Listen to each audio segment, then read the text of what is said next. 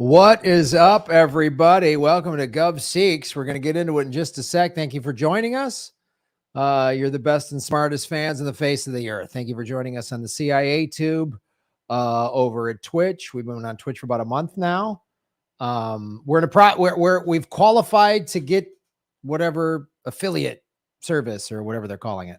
And of course, everybody watching on rockfin.com. We very much appreciate it. Yes, TGIF indeed. Share this out on your social media. That always helps our show. Hit the like button on whatever platform you're watching. That's always good business. So here we are. We got 58 followers on Twitter. We're almost at 50,000 on Rockfin. So Rockfin is free to sign up. Just go to rockfin.com/Graham Elwood and sign up. There's a lot of free videos on there. All my videos on Rockfin there's no ads on Rockfin, just in general, and it's blockchain and it's cryptocurrency. It's very cool. So free Darien. Yes, we need to free Darien. All right, ladies and gentlemen, let's get into catching my first live broadcast of Government Secrets. Tabbycot Duskwalker, where do you live, Tabbycot? Tabbycot. Jesus. Where do you live? Rockfin, not allowed on my TV. Yeah, Rockfin's a newer platform, guys. There's an iPhone app, and you can then push it from your iPhone to your TV if you have that capability, if you got Mac stuff. Glendale, Arizona, right on. I was just there 2 weeks ago watching spring training. It was great. All right, ladies and gentlemen, let's bring him on. Former hosts of Redacted Tonight, because America has a free press and we just shut down news networks, whole stations, and scrub all their videos from the planet because we're all about democracy and freedom of speech. That's what America's all about. Here he is, Lee Camp. Hey, man. How you doing, buddy? All right. How's it going? Good. Did you feel really good? Like, this is the first time you were late. Usually I'm the one that's late, where you're like, yeah, suck it, Graham. This is what you get, motherfucker. I felt amazing. And it was, I knew I was going to be late because I had an itch like right in the center of my back, and I had to find like a good scratching post. So just try to get it. You can't. Yeah, it was a solid 42 minutes of this. Yeah. Oh God, I hope that's the reason. And you're like, you know what? I'm going to just take my time on this. I'm going to give up one hand of this effort to text Graham that I will be late. Oh, being on time is not my strength. I'm going to just tell you that right now. It's not. And I was going to tell you timing's not your strength. Oh, LeeCamp.com, ladies and gentlemen. That was an old comedian roast joke. Oh, for all of your comedy needs, LeeCamp.com, everybody. Skits and bits and jokes like that, folks. Yeah, I've never been good. I got in trouble when I was a kid. I'd be out playing and like had to be home in time for dinner. I was never home on time, ever. Yeah, I don't know what it is. I wouldn't say I'm a heavily neurotic person, but something about being late freaks me out. I don't like being late to things. Bugs me. It's funny. I'm super on time. I don't miss flights or show. Like, I'm always on time. I'm always for stuff like that. But I don't know, when there's not like a hard thing about, I don't know. It's I don't know. You're like flights and shows, important things, but when it's just a dickwad comedian doing political jokes about World War I, then I'm like, why? What loss is there if I don't show up? When it's like stuff like this that nobody cares about and is pretty sums up the uselessness of the choices you and I have both made. I don't care. I mean, yeah, it comes from growing up in truth to be told, it comes from growing up in a house that I didn't really want to go back to. So I just never want to go. I never want to go anywhere. So, But yeah, just bringing the showdown with Graham's shitty childhood. All right. I thought we were doing a 3-parter starting next week with Graham's childhood, right? Oh God, no. No. No, we're not. That's first of all, it would be a 10-parter, and I don't think it would be I don't think it'd be fun for anybody, least of all me. So the jokes would be light, the rage would be heavy. Yeah. yeah, there wouldn't. I don't know. I'm trying to figure like what the jokes would be. Just like, and that's why you can all suck it. All right. So if you wanna check me out on the road. Here are my tour dates. Yeah, it would just be more. That's why I love samurai movies, and I studied that because I just always envision myself with a katana, just like against 100 people, just like, like that's. I hope that's the way I get to go out, man. Just like, all right. Well, I think I speak for all of us when I say I'm glad you grew up before the age of mass shootings. No, I've never. And here's the thing. Because I grew up reading mass katana-ings is different. Yes, it's different. I want everyone to have a katana. I would like bring your sword. It'd be fair. It'd be fair. Yeah. Even if it's 50 against 1, I'm going to kill a bunch of you before you get me. And just, you better hope you're not the one, right? I'd just be like, so I'd see in the eyes of the guys who were scared, and I'd go after the bloodthirsty guys first. And after I was like, king, king, king, like, who's left? Maybe just put your sword down and call it a day.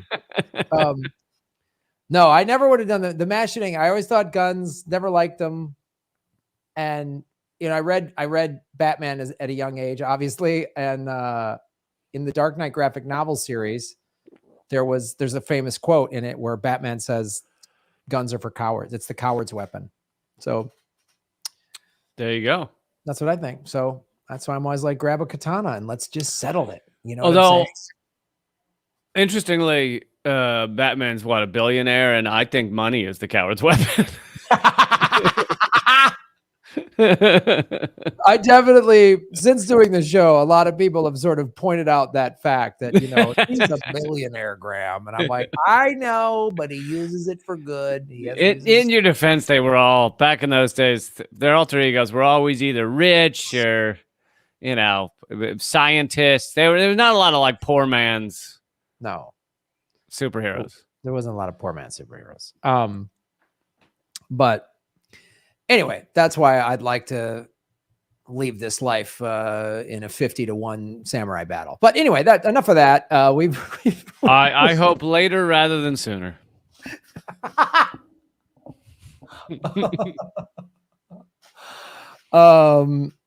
So, ladies and gentlemen, welcome to Government Secrets, episode 79. Halfway to 158. Wow, you did the math yourself. Well done. I'm really good at that stuff. Like basic arithmetic, I'm really good in my head. I can just figure it out like that. So we're going to be doing what would be part 3 or part 4 of World War I. I believe this is part 4, and hopefully this will be the last because I'm done with it. Well, I feel like the world has spent enough time on World War I. It's the government secret to end all government secrets is what it is. Well, there are clearly places in this where we can like take one sentence of this and go and create a whole episode around what that was. I mean, there could have easily been a 2-parter on the chemical weapons industry in the United States. Oh God. It's right. It's so brutal. All right. So we'll do my government secret segment number 1. Another fun CIA, not a specific operation. I didn't go to a specific CIA operation. I just went, Lee Camp, to good old targeted killing. There's a whole CIA. Is that a browser you own? Targeted killing browser app. Yeah, it is. It's a dating app. Targeted killing. And so Wikipedia has a whole just CIA heinous crimes page. And then I scrolled down into all the assassinations they've done. But by the way, can I do a quick tangent on Wikipedia? Because we've talked before about how we use Wikipedia because if things have gotten into the liberal history of the world, then it's like even they accept that this is the truth. Recently, so I know a guy who's one of the lower level editors, like he's not one of the top dogs, but he's an editor with Wikipedia. So he can edit things, but it's not as respected as those top 500 or whatever.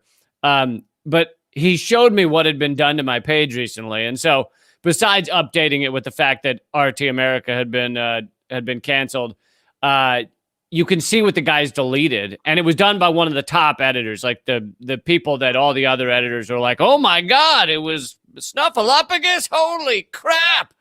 And so they don't touch it. They're afraid to go up against this guy because he's one of the big dogs. And basically the guy had deleted most of my life.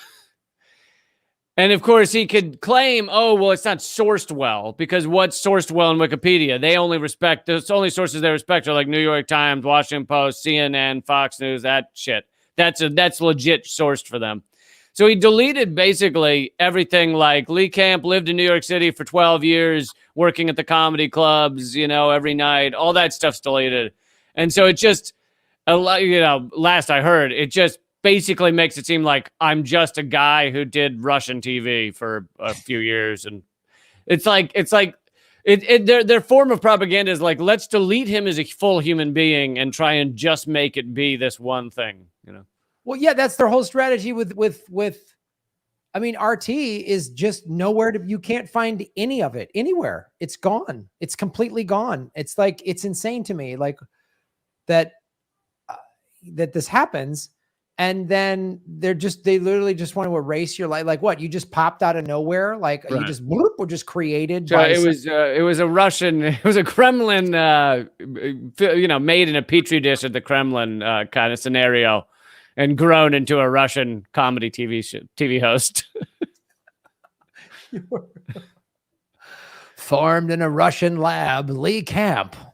But this is how Wikipedia works. It's 500. The main editors are 500 white guys or whatever, 100 or whatever. And everyone can't win editing battles with them because they're the most respected. And so you get Wikipedia is largely the white male Western view of the world. Yeah, of the world, which is why. And again, whenever I use Wikipedia, it's always just say, even those guys acknowledge this. Even they've admitted it. Yeah. And so their acknowledgement of this, so then at the bottom, I went to where the articles were sourced. And so there's actually an article that came out in, this was in Vice, and the year was, let's see, October 2019. And so CIA-backed death squads are committing war crimes in Afghanistan, report says. So 2019. So, way back then. Way back in the way back in the day. A disturbing Human Rights Watch report describes summary executions, extrajudicial killings of civilians, and attacks on medical facilities. So this is basically, there was a 53-page report describes the Afghan forces committing summary executions and other grave abuses without accountability during 14 night raids conducted from 2017 to mid-2019. And these are CIA-backed Afghan strike forces, which this is, again, I'm hell-bent on pointing out American war crimes as we sit there watching Joe Biden and the US media say that Putin needs to go to The Hague. It's like, if Putin's going to The Hague, great. Let's bring Biden. Let's bring Kamala Harris. Let's bring Trump. Let's bring them all. And it's hilarious to watch these people come out. Who was it? Condoleezza Rice was in that interview, and she's like, "Yeah, these are war crimes. I mean, invading a country is a war crime." I'm missed. Like, I just like, Americans are literally. It's like the government's saying that the Sunday, that day of the week doesn't exist anymore. And Americans are just like, yeah, it's great. It's never existed. It's always, and we're like, no, it's Sunday. We've always had Sunday. It's always been there. And they're just like, no, it's just not, it's just, and Wikipedia, Wikipedia is like, what's your source for that? Because I didn't see it in the New York Times. So on the New York Times, I think Sunday is a Russian propaganda. So this report, these are not isolated cases. This is by Patricia Grossman, the report's author. They're illustrative of a larger pattern of serious laws of war violations and some accounting to war crimes that extends to all provinces in Afghanistan where these paramilitary forces operate with impunity. Based on dozens of interviews with residents and civilians, the report focuses on night raids by Afghan forces in areas controlled or contested by the Taliban. In these raids, the Afghan strike forces, referred to by one diplomat in the report as death squads, storm into domestic compounds, questioning, detaining, and sometimes similarly executing the residents. What could be wrong with that? There's nothing wrong with it. But it's Americans backing, and it's happening in a country where the people aren't blonde hair, blue eyed. So it's not really our problem, even though it doesn't matter. And also apparently we could just be there for 20 years and it all counts as a war on what? We were just an occupying force. I mean, in many ways we're killing even more people now that we don't have troops on the ground. But still. Now there's people starving. Yeah. Like, it's just like we went there for 20 years and made it worse for everybody, including ourselves. It's unreal. That Afghan forces had attacked civilians because of mistaken identity, poor intelligence, or political rivalries in the locality. Now, I heard this when I went to Afghanistan for the first time as a comedian in 2004, and the American military was like trying to get the Taliban, because it's a tribal country, and these warlords who just had some sort of like regional beef with each other would just go, oh yeah, that guy's Taliban. And America would just go, okay, and just bomb the shit out of this dude, even though he wasn't. Right. The only accounting of this in mainstream media was the Afghanistan papers that came out in like 2021 or maybe, or the end of 2020. 2019, 2020, I think, right? Yeah, 2020.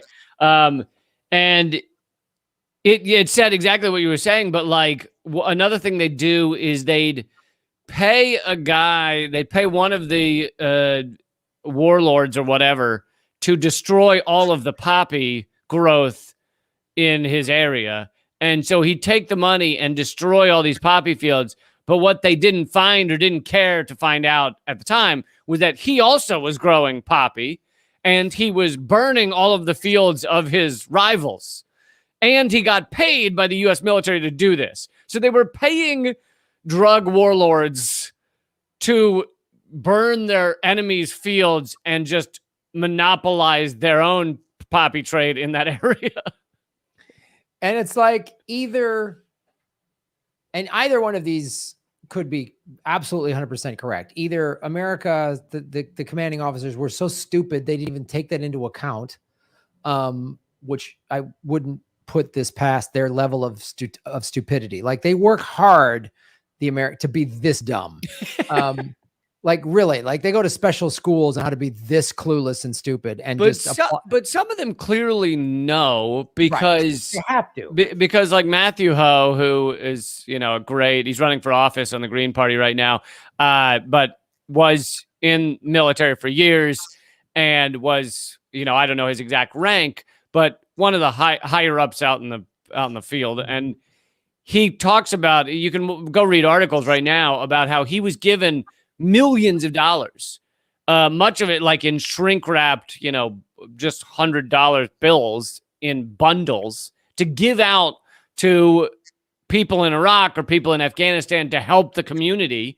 But the only way they charted the success was, did he give it out on time? And it's like, so you couldn't actually do a good job of this. So you go running around handing out pallets of cash, just hoping that it helped something. And of course, I'm sure there was plenty of theft as well, just taking it for yourself. No. Yeah, but in his case, it's like even if he had believed fully in our military's goals and efforts, he still would have been like, we're just handing out cash and that's supposed to help things. Like, just if that doesn't summarize America's philosophy on anything, just literally, here's a bundle of cash. Do you know where the money's going? No, but I know it was delivered on time. What? Like, yeah. I was just covering some of the COVID relief fraud that went on, and it's like, I mean, this isn't even the 4.5 trillion given to Wall Street. This is like the PPP program. It was like people just, filled out an online forum saying, "Oh yeah, my business. Oh God, we need the relief," and they would just send them the money. And so there's billions of dollars worth of fraud of just people being like, "Yeah, that company I founded 4 years ago and haven't done anything with. We need a lot of help. Just send us cash." Oh, I should have just been. I'm too honest. I should have just like created a fake company, just like absolutely. Oh, Vegan Guns Inc. We've got 1,000 employees. if I don't get 5 million today, it's guns made out of tofu. They're wonderful for those of you who believe in letting the animals live. Yes, it's guns made out of tofu, and we're having supply chain issues, and I'm gonna have to lay people off. So I'm gonna need $5 million today. This business I run, it's me and my cat, and I have 2 hamsters as well. And I'm thinking I may have to lay off one of the hamsters. And it's really a tough thing for me because we've been close for a long time. So for me to sit down and have that meeting, I'd really prefer if you just send the money. Just send the money. Yeah. And I'm assuming this is forgivable, right? Yeah. Okay, great. So as long as it's a forgivable loan that I never have to pay back ever. Yeah. It's a loan, but do you really need it back? Oh, you'll never check if I don't pay. Okay, cool. Yeah. Man, I just really wish I should have set up a comedy club in Kabul and just gotten one of these pallets of cash and just said, yeah, I'm going to bring comics over here. And then they just give me, $100 million. And I just like, oh yeah, that club didn't work. We couldn't get the permits. Dude, the examples in those Afghanistan papers are just wonderful. Like another one was they were paid, they were given millions of dollars that they paid to contractors to build a facility. I don't know if it was a training facility or something in Afghanistan in this area. And once it was completed, they found out it was in an area that was not run by them. So it was like Taliban territory. So they couldn't use it and no one could go there. So they just spent a multi-million-dollar facility in an area that no U.S. troops could go to. Oh, I hope they put that in like the recruiting brochure. Like, if you join the army, you get these top-rate facilities. And it's just images of Taliban in the lap pool, just doing some backstroke. Just filling it full of sand because it's against the Sharia law or whatever they're just doing. Like, pools are illegal. Filling it with sand, doing backstroke in their sand pool. Yeah. Oh God, we've got it's such a fine line between dumb and evil when it comes to America. You know what I mean? Like, it's sometimes it's like sinister, calculating evil, but sometimes it's just dummies. Like, here's a blank checkbook, just write checks and do whatever you want, but you got to use black ink. Like, there's always some stupid thing that's like, it's kind of dummies are the foot soldiers to the evil. Yes. Like the evil villains run the show and they're always going to get paid. But so the billions of dollars that was defrauded out of the COVID relief is pennies to them. So they don't care. But the reason it was so easy to defraud is because it's been run by idiots. Fantastic. Based on dozens of interviews with residents and civilians, the report focuses on night raids. I already read that part. Afghan forces had, we did that, mistaken identity, poor intelligence. One quote in the report told investigators that Afghan forces had killed one of his sons and detained another during a shock raid because they had provided food to Taliban insurgents. The forces accused us. Why are you feeding the Taliban? He said, but the Taliban come asking for food. If you don't feed them, then they harass you. Oh, well, you Right. get one between the eyes then. But well, and big surprise, like fucking whether they actually killed someone for not giving them food or not. It's like guys with guns show up and say, "Hey, you know, we'd really like some food, and we're from your village." Oh, okay, here's some food. Like, what are you gonna do? What do you want them to do? Somebody put a gun to my head and told me to feed them, so I did. Oh, well, we're gonna kill you. So, it's. Oh man. So this is and then they're specific here, and I went to the actual report at the Human Rights Watch .org. In March 2018, Afghan paramilitary forces raided the home of a staff member of an Afghan non-governmental agency, an NGO. The forces arrived late at night and the family compound and separated the women from the men. They singled out the staff member's brother and took him to another part of the house. They shot him, leaving the body, and left with another male family member whom the government later denied holding. Were these the ones that were digging bullets out of people they killed because they didn't want to show they didn't want U.S. military bullets inside the people they'd murdered? Because I know that was in Afghanistan. I don't know if it was this group or another one. I don't know that it was. Wow, that's a great quote. Wow. That's a great question. I don't know. Anyway, we along with our war crimes, added to the list. Added to the list of war crimes.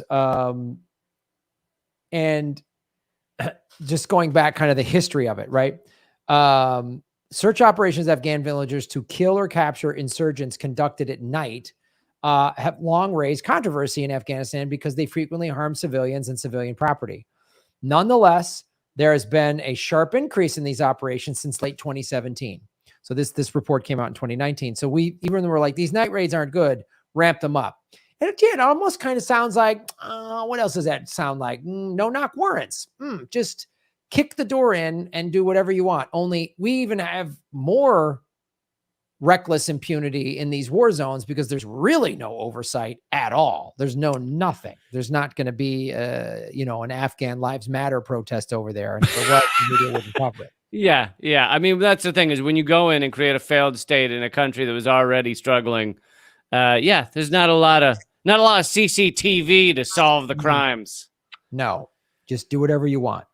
By the way, real quick, I looked it up, and yes, I'm referring to a different incident in 2010, or different time at least in 2010, when U.S. Special Operations Forces were killing some folks in Afghanistan and digging the bullets out of their bodies to hide what had happened. That's not barbaric at all or crazy. That's totally normal. Like they say cleanliness is next to godliness, and I can it sounds it's clean. To me it sounds like a really good recycle program. Yeah. Exactly. God, I can't even believe I made that joke. That's so horrifying. Graham, for those listening at home, Graham seemed offended by his own joke. As I was saying it, I'm like, that's too offensive. Like, hey, come on, dude, is what the conversation I was having in my head. I've seen him look offended at a lot of my jokes. That was the first time one of his own. As I'm saying it, I was getting offended. So literally my brain was going, dude, this is a great joke. And the other part was like, it's too offensive. Your internal censor. My internal censor was like, don't say it's bad. That's too, I don't care if it's well written. It's just too offensive.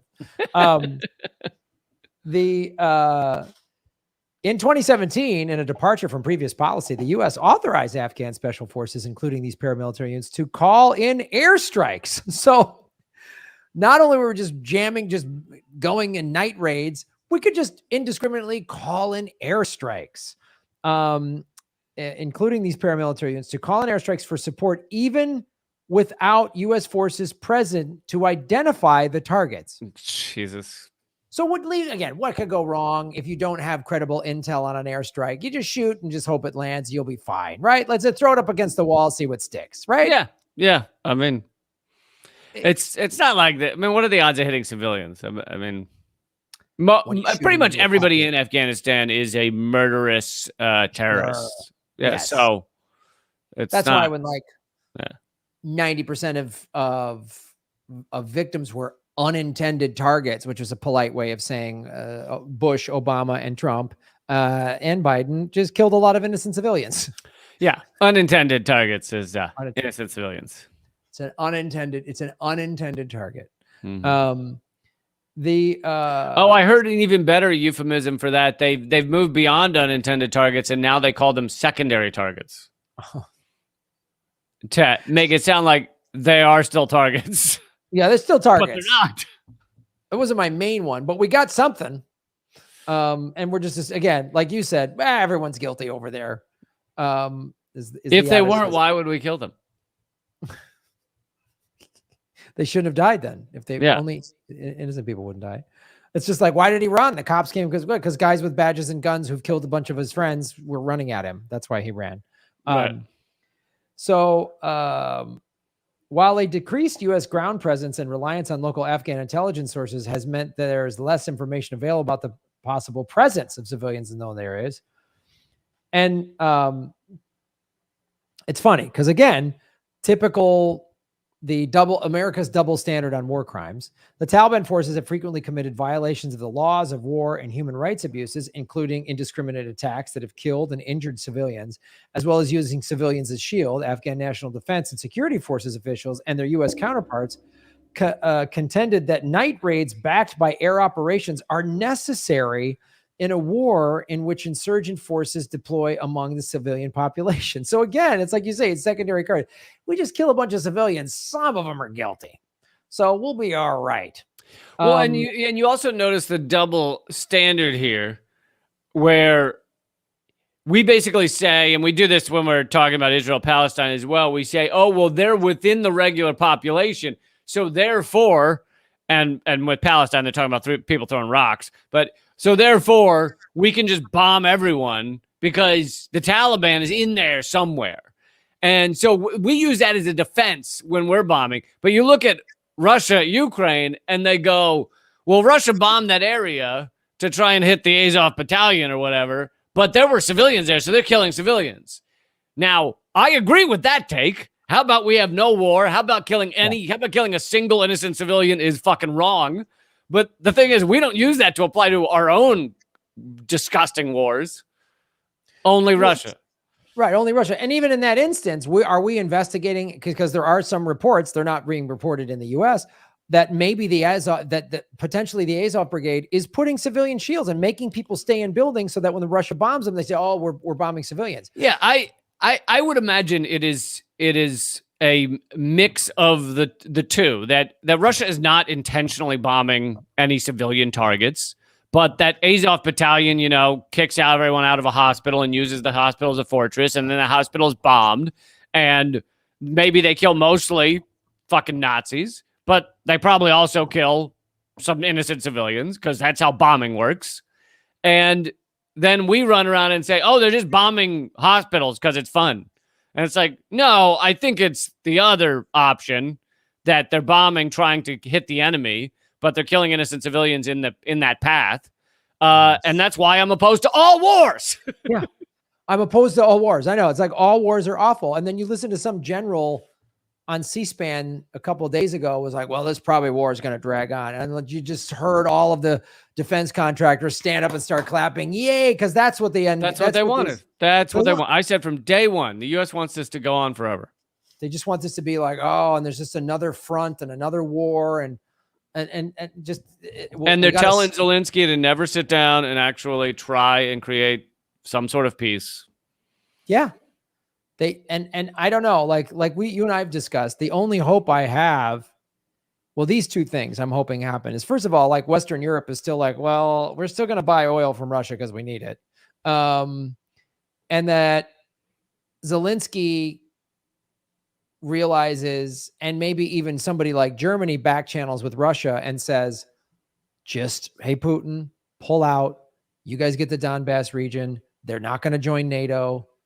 And we're all kind of done with America. Like that's what I'm hoping happens. And I think there's some that could happen just because we're so everyone's fed up with us swinging our economic dicks in their face. Like everybody's tired of that. And I think that the fact that we're forcing Germany and Western Europe to buy more expensive American oil, I think they're going to go, no.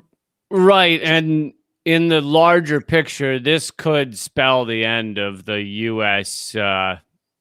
petrodollar central banking kind of monopoly over the most of the world. Yeah. Because even our allies are fed up with us. They're not going to say, they're just kind of waiting for an opportunity to go, we're done. We're done. Not to mention China and Russia and India are all like, these three massive economies and countries are like, Yeah, and they're creating. I mean, the U.S. is a dwindling empire, late stage capitalist.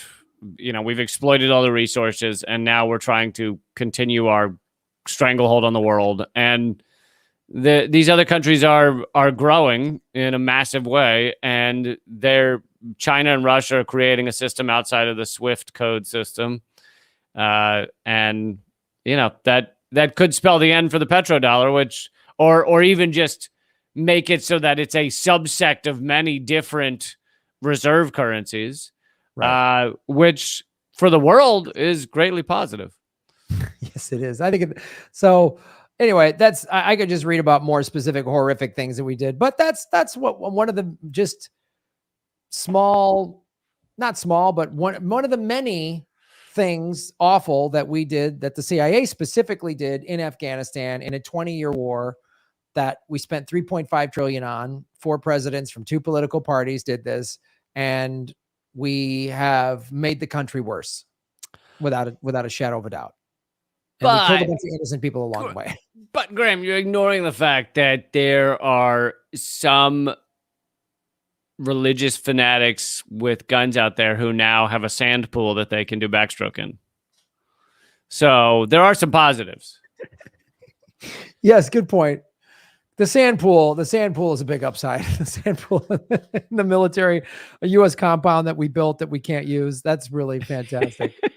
The $85 billion in weapons that are now in the hands of the Taliban. That's all good. There was also a big problem. I think I did an episode on the Afghanistan paper. There was also a big problem, episode of Government Secrets. But there was also a big problem with ghost schools and ghost troops. Now, that sounds much cooler and Game of Thronesy than it is.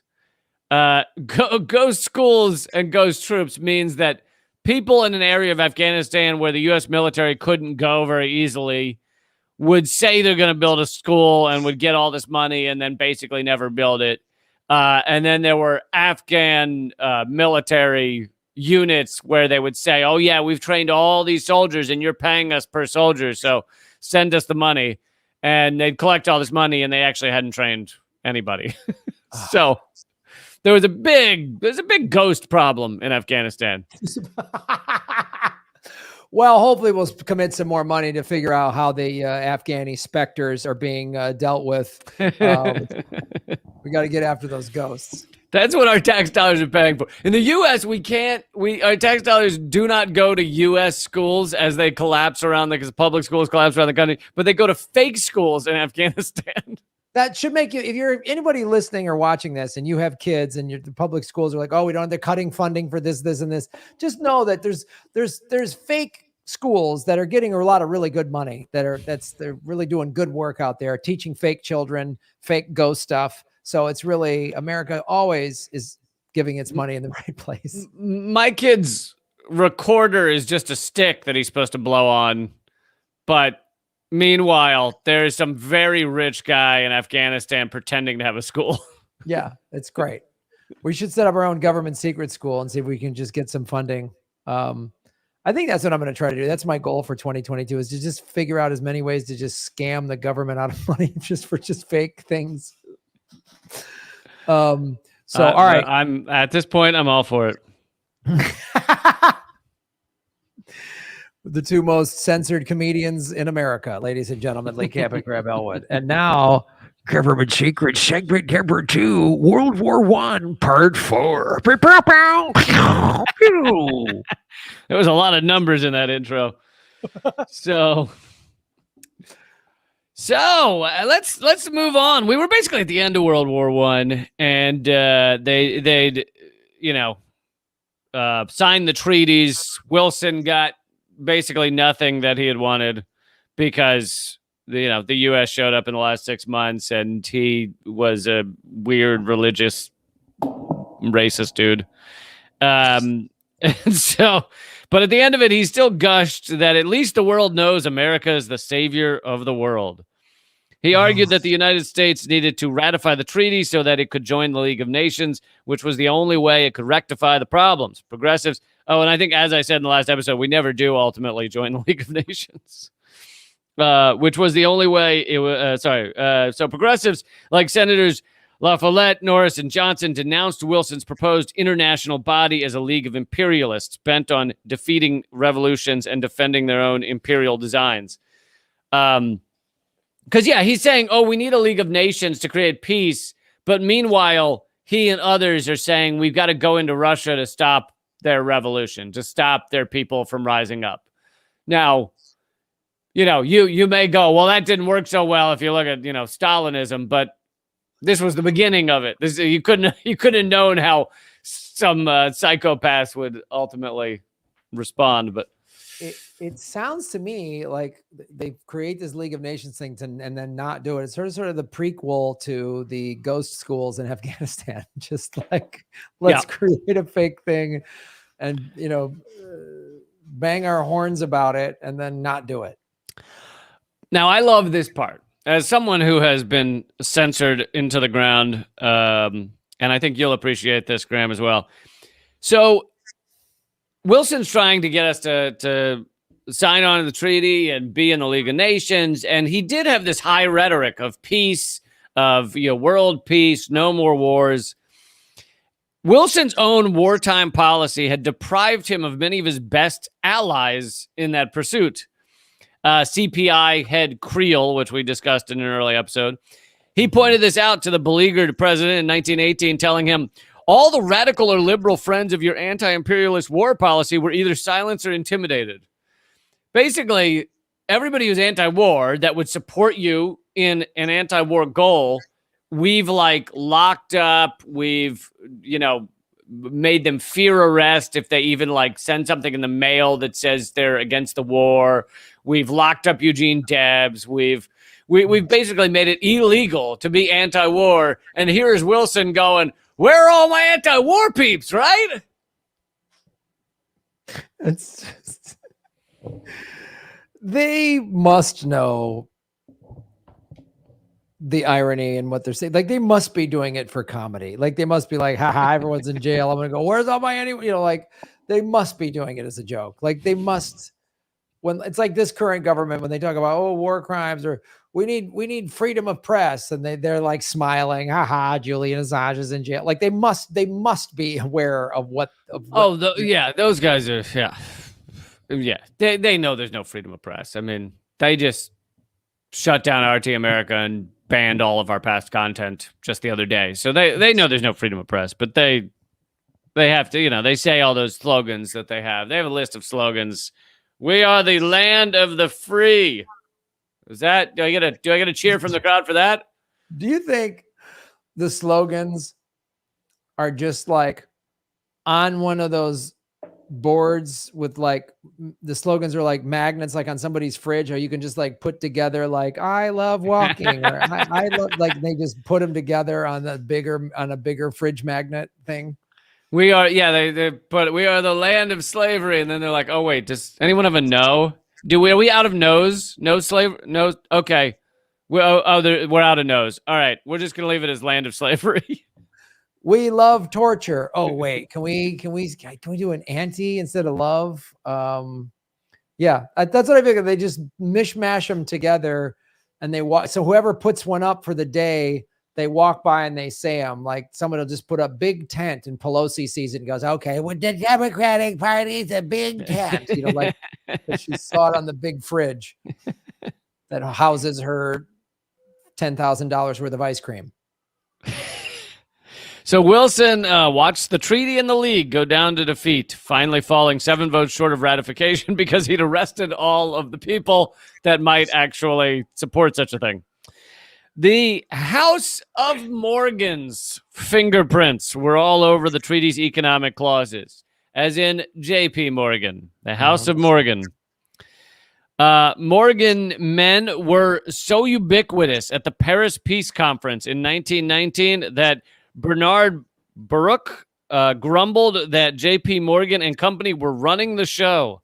So in case you were thinking that war might have to do with bankers and banking, that J.P. Morgan was running the peace treaty conference.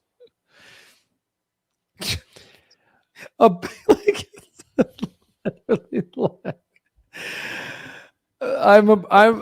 bankers were running the peace like that. If you made that as a joke, I would laugh because I'd be like, that's outrageous. That's not what, but no, when you read this, how this, you really see, like, we've been living in a clown car since the inception of this country has been a clown car. Yeah, and unfortunately, in those early days, it was filled with smallpox. So, yeah. And just smallpox kept getting out of the car. They just kept coming out of it. It was just great. Oh, God. Yeah, so the bankers were running the show. And I thought this was an interesting point. So this is, I'd like to remind everyone every episode that this is coming from Oliver Stone and Peter Kuznick's The Untold History of the United States. Although the reparations, Germany's reparations, and the war guilt clause created a hostile and unstable environment in post-war Germany, their impacts sometimes have been exaggerated. It is certainly true. So many of the payments were revised downward. So the idea that the U.S. and the others who won the war were, gutted Germany to the point that it created Hitler is they're saying it's a bit exaggerated. It's not that Germany wasn't struggling. It's not that they didn't pay reparations, but it's just talked about as maybe more of a cause than it was. They say it is certainly true, however, that Hitler and other right-wing Germans exploited the post-war sense of victimization that came with defeat and Allied retribution. So Hitler was able to use this as a talking point to rally Germany later. Economic, social, and political instability also rocked post-war Italy, where armed fascisti, followers of Benito Mussolini, repeatedly clashed with leftist demonstrators and strikers. And here's the thing is they found some support in the U.S. No, we started supporting fascists. I find that hard to believe. It's not like we supported Mussolini and Hitler for a while and then went, ooh, I guess this is bad. This is bad PR. We'll go against them. Richard Child, Warren G. Harding's ambassador to Italy, and other embassy officials downplayed Mussolini's right-wing extremism, extolling instead his anti-Bolshevism and willingness to use strong-arm methods to defeat labor. So they were like, this guy's pretty great. You should see what he does to striking workers. All right? You should fucking see. He just, sends people out to break their legs. Why have we not tried that? I didn't think... It only just occurred to me now. Knees break rather easily. It's like Starbucks just brought Howard Schultz back after 13 stores just voted to unionize. And he literally have you seen that speech where he's like, we got to stop this union thing. We got to bust unions. No, I didn't. Oh yeah. He just gave this flat out speech where he's like, we're going to bust up unions. And I bet you in his PowerPoint presentation was X handles, maybe we bring these back, Well, Starbucks especially, it might be a little tougher with Amazon, but Starbucks especially, it's so easy for them to close and move shops. I assume every store that unionizes, they just close it.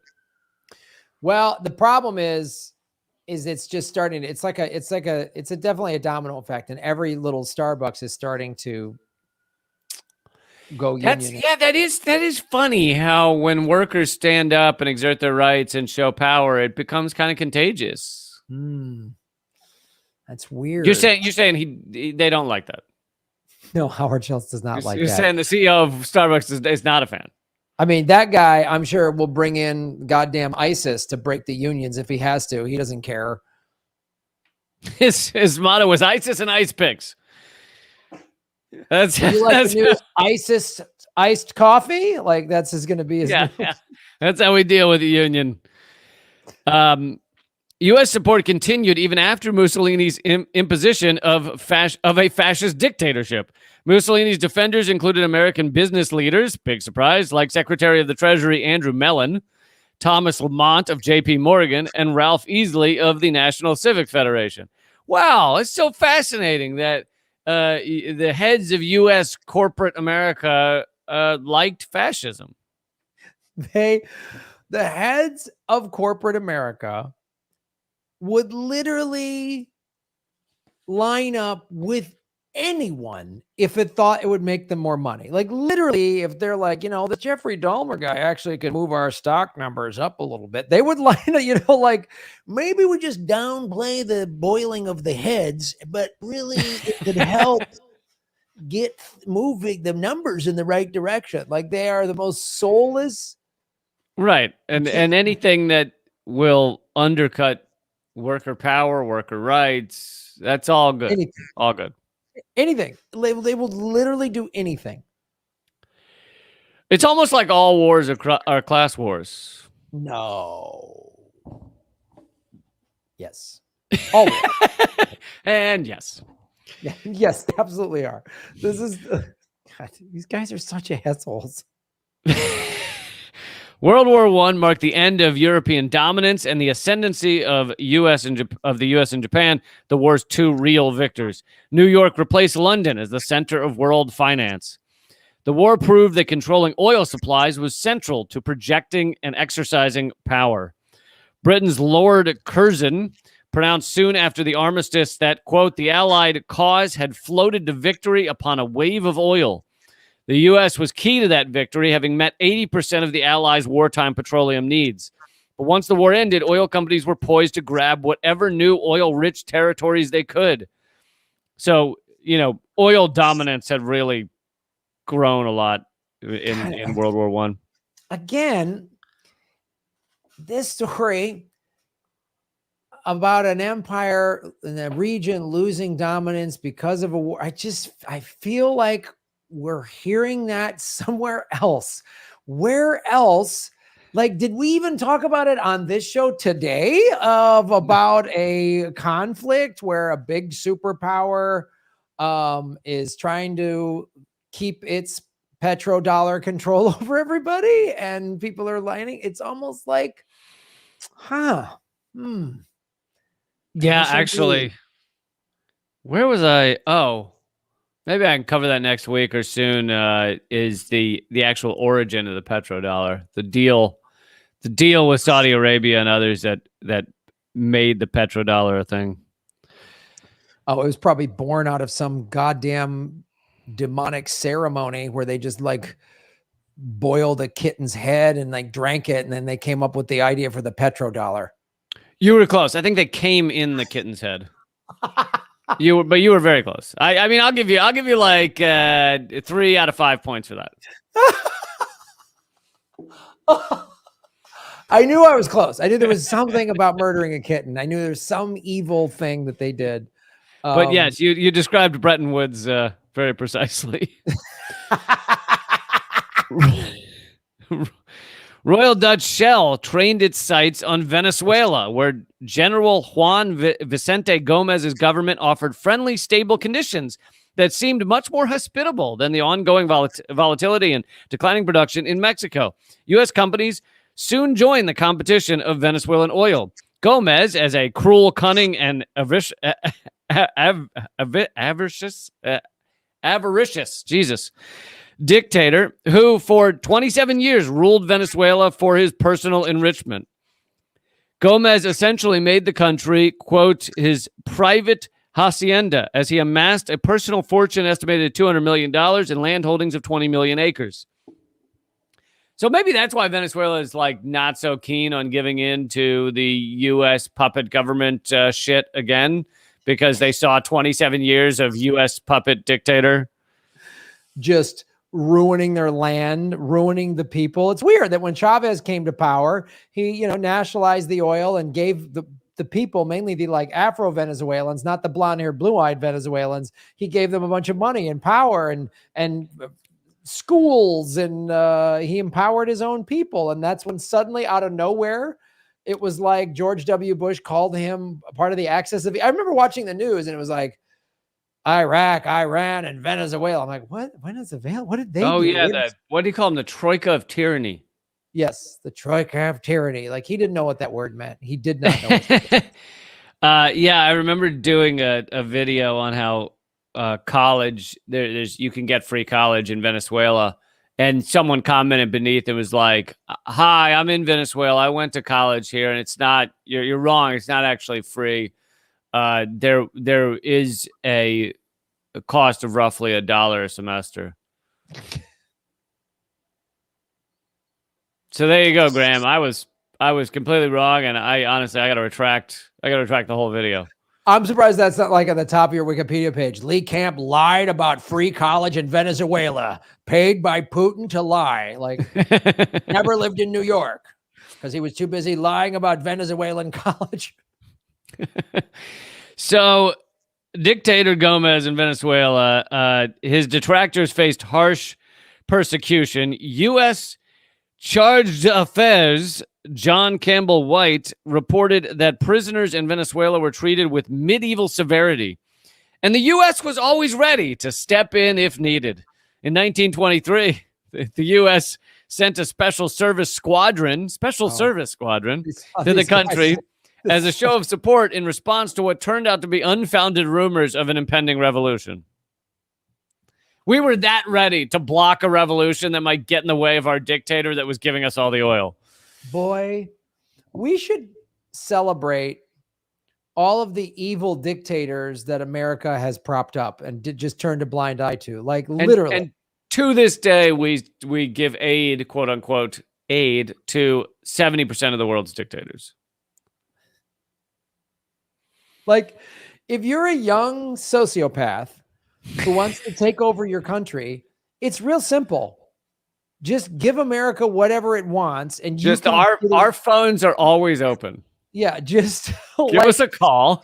Give us a call. Whatever research you have, minerals for something we need. You have a strategic. You will let a bait. They will just let America do whatever it wants, and you can literally be the most evil, ruthless, bloodthirsty psycho, and we will not care at all.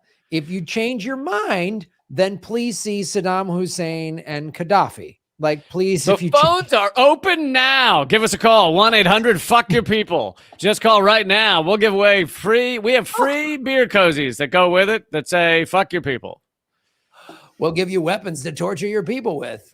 You get it all. Just call 1-800-AMERICA. Operators standing by. We can't wait to help you torture your people. They're standing by because we won't give them chairs, because all the tax dollars have been sent to murder people in other countries. And if they complain, we beat them and fire them and throw them in jail. So the oil companies reaped massive profits in Venezuela. Oil company workers and the environment fared less well. Bills fared less well.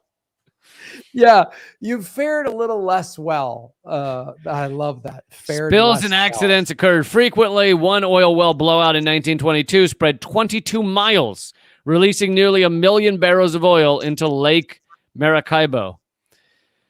Gomez and his family and hangers-on bought up the choice properties and then sold them to foreign companies, accumulating vast fortunes for themselves and their leader, while their countrymen remained mired in poverty. In the process, Venezuelan oil production jumped from 1.4 million barrels in 1921 to 137 million in 1929, trailing only the U.S. in total output and first worldwide in exports. Of the three companies dominating the Venezuelan market, two were American-owned, Gulf and Pan American, which had been purchased in 1925 by Standard Oil.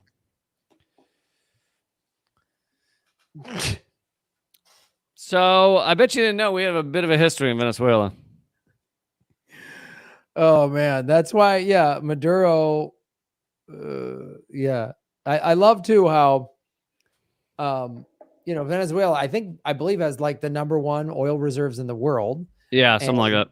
since they won't play ball with us, that's when we put in Juan Guaido. But then when the Russia-Ukraine thing happened and we needed oil, And by put in Juan Guaido, you mean just announced a random dude was president of Venezuela. yeah, hey, they just went, dude, just stand up and say you're president. Yeah, just stand up and say I'm president. Just do that. I'm president. It would basically be like, remember the QAnon shaman with the horns who stood at the top of the Senate during January 6th? Yeah. It'd be like other countries just saying, "Yep, he's president now. He did it." The guy that's pissed off they shut down Burning Man, he's president now. Yep. So all right. They then go on to talk about other U.S. involvement in Latin America. And The Nation magazine, which existed way back then in the 1920s, said, quote, "There are or were 20 independent republics to the south of us. 5 at least, Cuba, Panama, Haiti, Santo Domingo, and Nicaragua, have already been reduced to the status of colonies with at most a degree of rather fictitious self-government. 4 more, so this is before, obviously, the Cuban Revolution, 4 more, Guatemala, Honduras, Costa Rica, and Peru, appear to be in process of reduction to the same status. Mr. Hughes is not treating Mexico as a sovereign, independent state. How far is this to go? Is the U.S.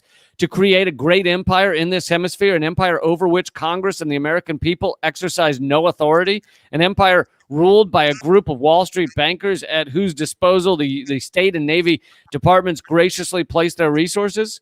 These are the questions which the people, the plain people whose sons die of tropic fever or of a patriot's bullet, have a right to ask."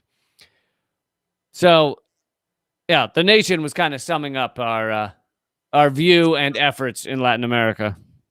Did they put a photo of then the Easter Bunny getting fucked in the ass by Santa Claus at that moment? I believe so, yeah. Artist rendering.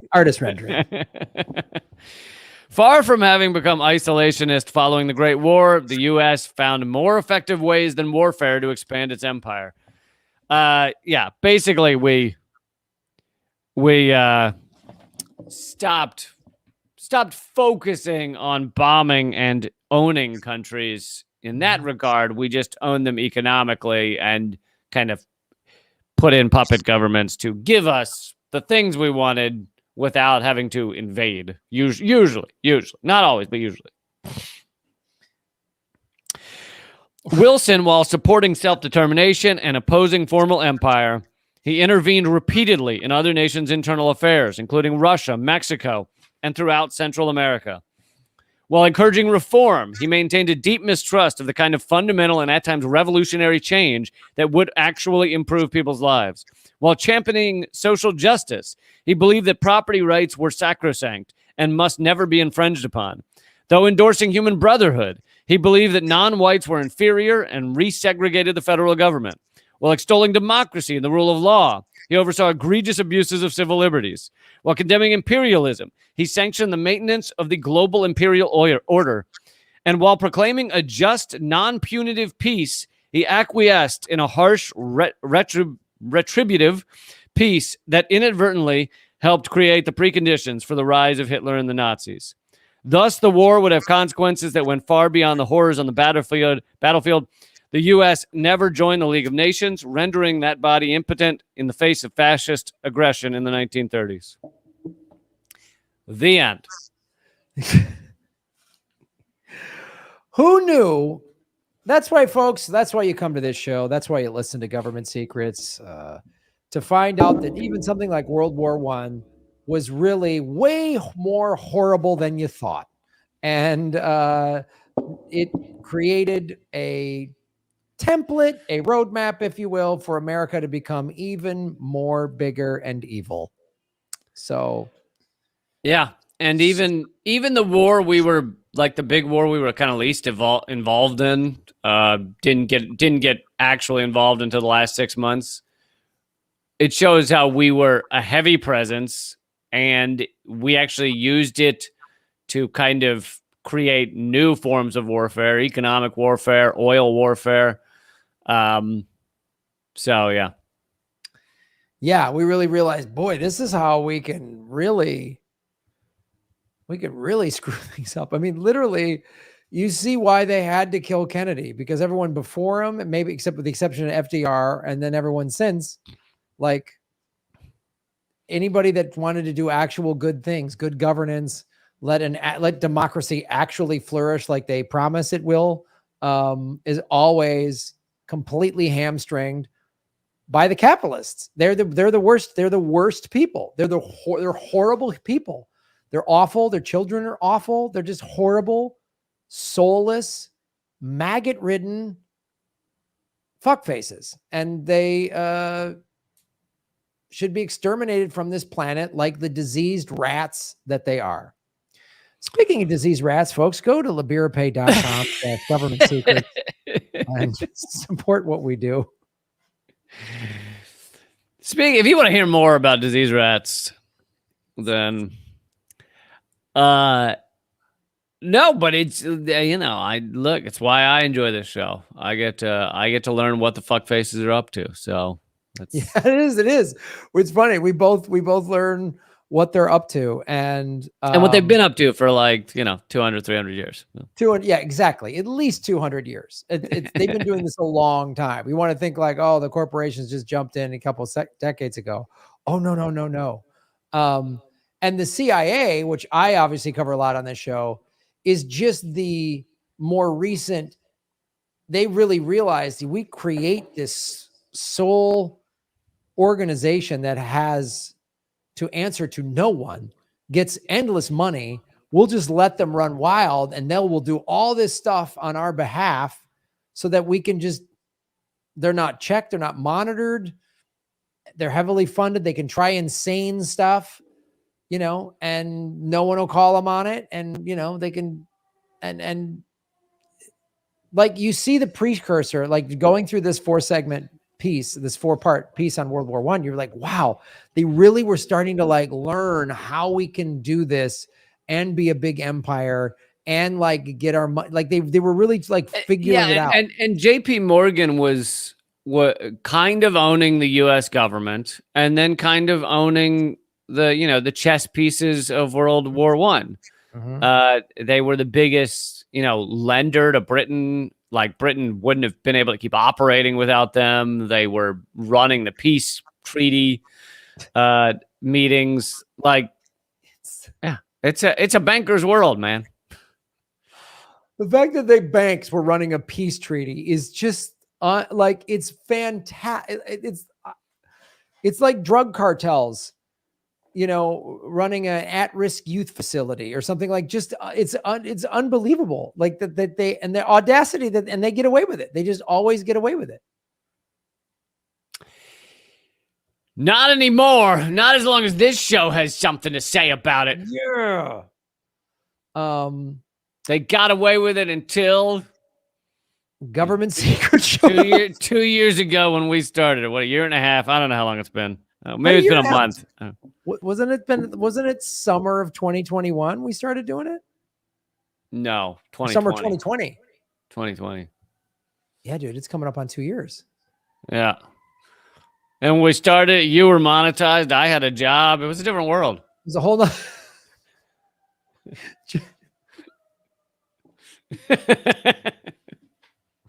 Oh God. Yeah. You were monetized and you had a job. That's good. It's been a fun 2 years. Yeah. I think I remember I called you up and I said, Graham, would you like to do a podcast that will upend both our lives? And you were like, I am down. Let's do this. You're like, this conceivably will be the end of you making real money on YouTube. And I will be then wiped off the face of the internet and just be known. Do you want to do this, buddy? And I said, yes. But and you said, as long as everything's fine with my Nissan Leaf, then I am in. I mean, my Nissan Leaf is basically indestructible, Lee, just like the show and my YouTube monetization and Redacted Tonight. So let's move forward on government secrets. Lee, nothing could stop your show, just like nothing can stop my Nissan Leaf. Yeah.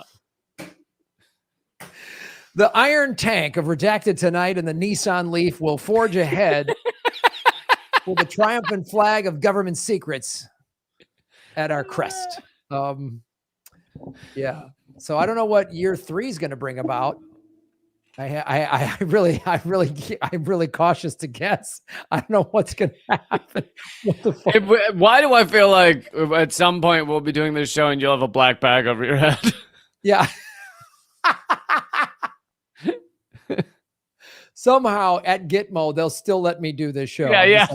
They'll be like, we're going to let you do the show, but you got to stay at Gitmo. Yeah. Yeah, you just gotta stay at Gitmo. I go, guys, can we just do it? Fridays at 6 o'clock Eastern, because I believe Gitmo's on Eastern time zone, so that still works out. And then they'll say 6:15, and then you'll go, that's when I show up anyway.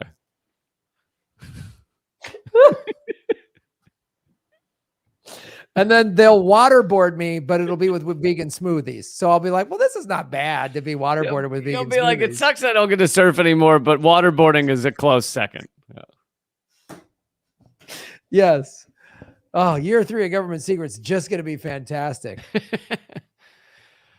So everybody, I'm at patreon.com/Lee Camp. All my stuff is over there. And you can get Graham's stuff at GrahamElwood.com, where you can support my Patreon, my Rockfin. And Rockfin's great because Lee and I and everybody, a lot of good people are on it. And I've got tour dates coming up. If you go to GrahamElwood.com, sign up for my newsletter, and you get a free smoothie recipe. I will be in Chicago, April 14th through the 16th at the Zanies in Rosemont. I will be in Burbank with Ron Placone, Mary Lynn Rice Cub will be on that show as well. And that is April 28th, April 29th, and 30th. I'm in Ventura, California, the Ventura Harbor Comedy Club, a club you and I performed at. You were headlining there once, and I did a set on that show, which is fun. And Ron and I just added, bringing our tour back. July 29th, we're in Seattle, and July 30th, we're in Vancouver, Canada, and we will be adding Portland soon. So all those tour dates are at GrahamElwood.com. And of course, support this show at LeBeerPay.com/government secrets. Nice. Hope the tour goes well. Yes. And Lee and I are going to be talking and planning more of doing some government secrets in Europe in September. There are talks underway. JP Morgan is running them. JP Morgan the tour is going to be sponsored by JP Morgan Chase and Raytheon. So it's going to be very good. Some of the topics are just going to change a little bit to, wow, listen to these unions causing all this trouble like that. That's the topics will change. Yeah. It's going to be a lot of, listen, guys, don't join a union unless you want to have to pay them money. Socialism kills. That'll be our next segments once we go on the JP Morgan Chase tour. That'll be. All right, man. See you next week. All right, buddy. Have a good weekend. Later. Lake Cab, ladies and gentlemen. We will all come to Australia. It'll be fantastic. It'll be fantastic.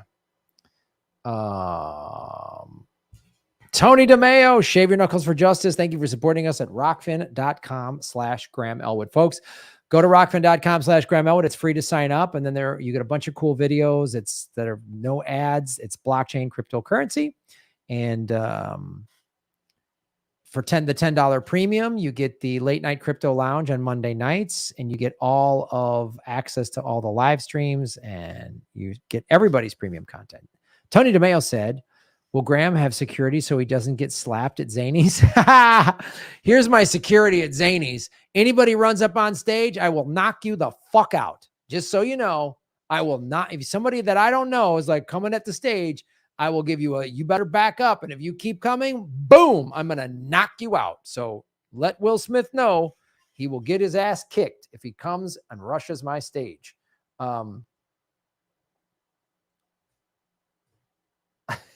How to not be corpo raped. Watch Graham Elwood. In Rockfin chat, no one can hear you scream. Will Saki show up? Maybe. Who doesn't like guns? The doctor from Doctor Who. Wow, nice. Superman's alter ego was a working journalist. Good point. Good point. Melissa H. Thanks, Graham. Another great episode with you and Keith. That's right. I forgot to call them Keith. Yes. Government secrets. Always fun. I love learning. I always learn stuff from Lee. I learn stuff from the stuff I research and do. I learn. We always laugh, and I always feel a little bit bummed and despondent about humanity, but that's okay. That more probably from living alone. I wish you could see Ron and Mary Lynn. Yeah, if you're in LA, man, the show in Burbank on the 28th of April is going to be awesome. Shoshone Livingston's going to be on it. She was a contestant on Anything Can Happen, as is Marilyn Rice Cub. Marilyn Rice Cub is a new book, and Ron's going to be on the show. And then I'm going to be cranking it out. So that show, if you're in LA, really come to that show. Come to any of these shows, wherever you're at. So, yeah. I still want a t-shirt with Lee's pick and Keith Rock's underneath. Yes. I have a question for Lee. Will he get Twitch channel too? Then I could set up my channel to host you both. Oh, that's a good question. That's a good question, Tabby Cat. 166 likes. We should have had more likes than that.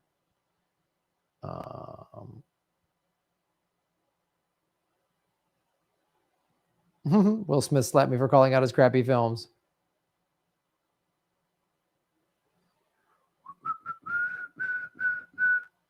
Is Graham still a leftist with all the stuff on COVID? Ha ha ha. Well, I don't own two Beamers.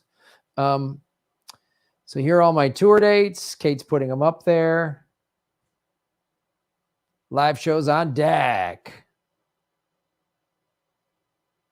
If you're not disillusioned, you haven't been paying attention. That is so, Anna, it's painfully true.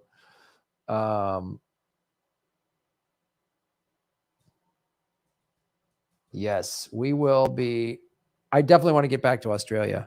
I'm jealous. Dave Anthony and Gareth Reynolds they're going to do the dollop. They leave like next week. They're doing a tour through Australia, which Dave Anthony's been on the show numerous times. If you're not familiar with the Dollop podcast, it's great. It's another history podcast that talks about crazy shit that happened. It's not like it's not government secrets, but they do really interesting stuff. And Dave's a big lefty, as is Gareth. So check that out.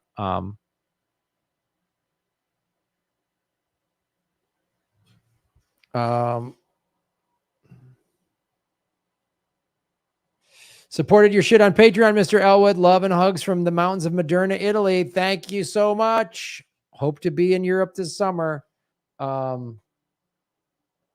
Yes.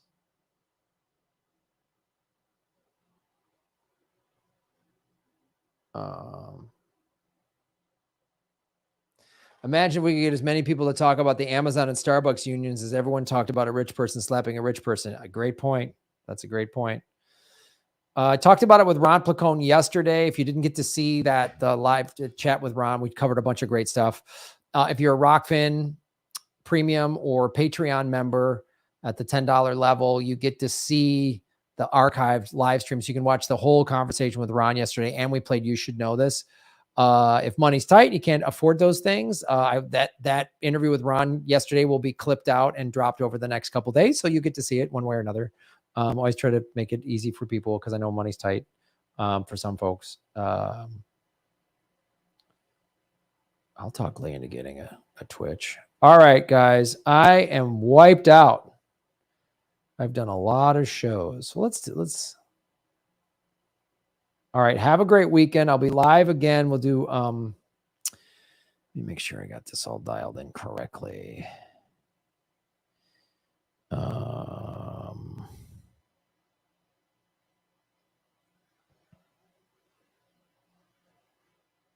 Hold on. Hold on.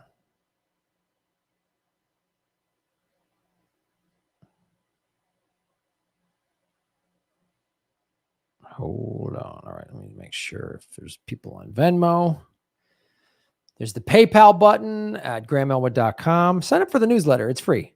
We just do one a month. I don't drive you nuts on the I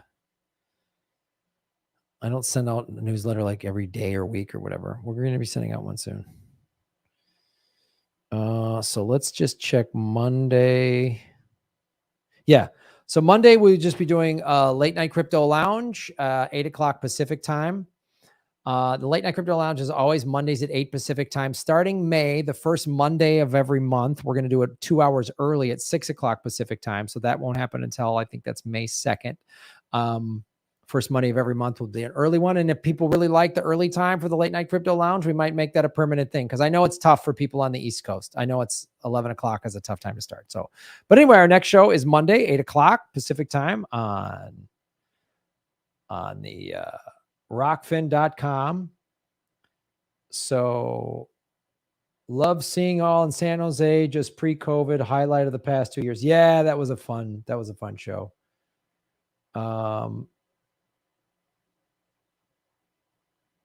Yeah.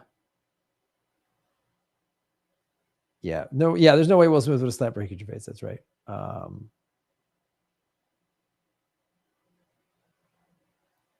See you in Burbank. Right on. Yes. Oh, all the tour dates, guys. All right. Have a great weekend, everybody. Hope to see some of you in Chicago next week and in Southern California at the end of the month. It'll be great. So I'll be traveling. So I'll still be doing the show as I always do. When I travel, I usually don't have this, I don't have a screen behind me. So, but I'll be doing the show, be interviewing people. Yes, the game show host lane is always open me at the Sydney airport, Annabelle. That's so awesome. I'll be down. I will get back to Australia. I promise you. I love it. So we will see you. We'll see you Monday at 8 o'clock Pacific at rockfin.com/GrahamelWood. Thanks for supporting it. You guys are the best and smartest fans in the world. I can't thank you enough. You've been so awesome. I do this show. I've always tried to be as honest and straightforward as I can. I'm not going to tell you anything I don't believe. I always promise you two things: that I believe what I'm saying. Nobody's telling me what I can or cannot say. Sometimes it ruffles people's feathers. Sometimes people get mad because they want me to, when I say something they don't agree with, people lose their shit, which is ridiculous. I respect so many of you who might not agree with me on everything, but you still watch the show and you don't flip out and have hissy fits. And I thanks for all the support. You guys are great. I really appreciate it. I love having this forum with all of you. You're all like really smart, critical thinkers. And you're not like a cult, you're not cult members. You're critical thinkers. And that's what I appreciate the most. So I will keep speaking the truth. You guys all rock.